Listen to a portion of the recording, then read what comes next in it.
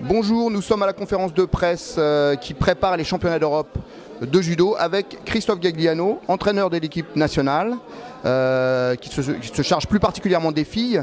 Christophe Gagliano, un mot sur le groupe, il a l'air très fort cette année. Effectivement, c'est un groupe que j'ai appris à connaître rapidement puisque je suis un peu nouveau venu. Mais j'ai très vite remarqué que c'était une équipe qui a du talent, qui a des talents divers et variés avec des générations différentes, des très jeunes, des filles avec beaucoup plus d'expérience, plus de tapis on va dire. Mais en fait c'est au niveau du talent et de la motivation qu'il y a une certaine homogénéité. Ce groupe, quand on l'analyse, effectivement, il y a des gens très performants comme Lucie d'Écosse, Gevry Zeman qui est très forte en ce moment. Vous visez quoi comme résultat?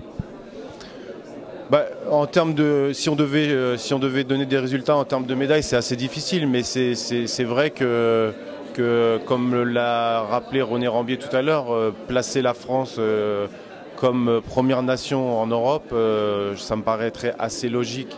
Vu ce que est capable de faire l'ensemble de l'équipe et vu ce qu'on ambitionne en général. Donc voilà, c'est plus en termes de placement et de classement vis-à-vis des autres nations qu'on peut essayer de pronostiquer quelque chose. Ce groupe a toujours été assez fort, prometteur, mais là il a l'air d'avoir évolué beaucoup ces derniers mois, avec des résultats très probants, une augmentation du potentiel de l'équipe avec des gens nouveaux qui arrivent, etc. Qu'est-ce que vous avez changé? Qu'est-ce qui s'est passé avec cette équipe? C'est difficile de dire, j'aurais un peu de mal à expliquer ce qui a été changé, puisque moi je viens d'arriver. Ce que moi je vois, c'est que maintenant il y a beaucoup de travail personnalisé, où on essaye d'apporter vraiment... de répondre aux besoins des athlètes, que ce soit physiquement, que ce soit techniquement. On essaye d'être le plus proche possible d'eux, d'être à leur écoute.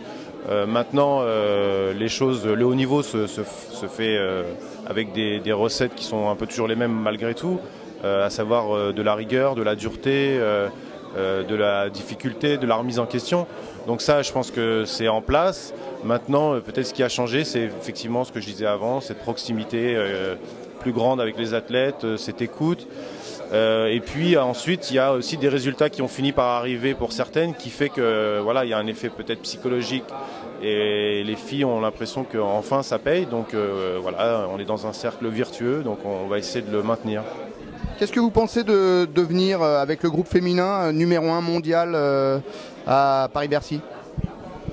C'est un challenge intéressant, hein. On va faire par étapes, on va déjà voir où on en est au niveau européen par exemple, avec l'ambition que j'ai expliqué tout à l'heure, et puis ensuite effectivement le niveau mondial, pourquoi pas, bien sûr, puisque en plus ça se passe à la maison, donc on va essayer de mettre tous les facteurs de notre côté, et en sachant que effectivement il y a du talent pour ça. Vous visez ça? On pourra le préciser peut-être plus clairement d'ici un petit mois, avec le bilan du championnat d'Europe, mais oui, on aimerait bien pouvoir viser ça très rapidement. Merci beaucoup Christophe Gagliano. Merci.